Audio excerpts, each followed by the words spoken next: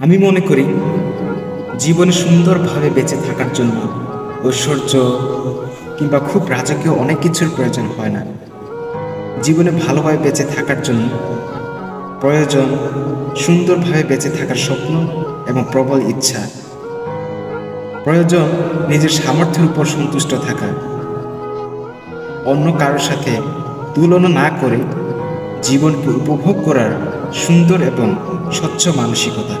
ভাগ্য আপনাকে যেখানে নিয়ে যাবে সেখানে গিয়ে দাঁড়িয়ে পড়ুন, তারপর চারদিকে তাকান, ভালো করে দেখুন আর নিজেকে মানিয়ে নিন।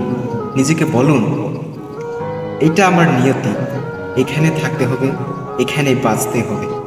সুতরাং কাঁদা যাবে না, মন খারাপ করা যাবে না। আর যদি ভালো থাকা সম্ভব না হয় তাহলে অভিনয় করে হলেও যন্ত্রণার মধ্যে সৃষ্টিকর্তার জন্য বাঁচুন, তবুও বেঁচে থাকুন। অতিরিক্ত কষ্ট মানুষের রাগ বাড়িয়ে দেয়। যে মানুষটার মুখে সবসময় হাসি লেগে থাকত, সে মানুষটাই একসময় কথায় কথায় রাগ দেখায়।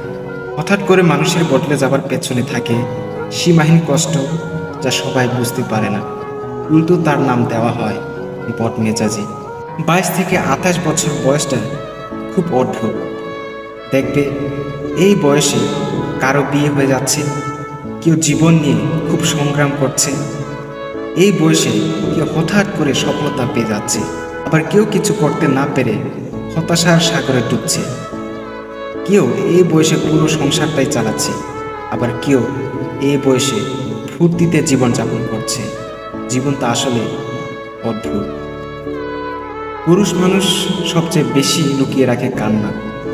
যদি কখনো পুরুষের চোখে জল দেখতে পান, বুঝবেন পৃথিবীর সবচেয়ে বড় পাথরটা তার বুকে এসে ভর করেছে। পুরুষের চোখের জল সস্তা না, পৃথিবী সবচেয়ে দামি ও ভয়াবহ পানি। ভালোবাসলে ক্ষমা করতে নেই, পাপকে পাপ বলার সাহস, অপরাধকে অপরাধ ভাববার মানসিকতা, প্রতারককে ঘৃণা করার শক্তি, ভুল মানুষকে ছেড়ে আসার ক্ষমতা থাকাটা জরুরি। কখনো কখনো নিজের ব্যক্তিত্ব, সততা, আত্মসম্মানবোধ ও নিজস্বতাকে শ্রদ্ধা করবার জন্য হলেও হৃদয়কে কষ্ট দিতে হয়।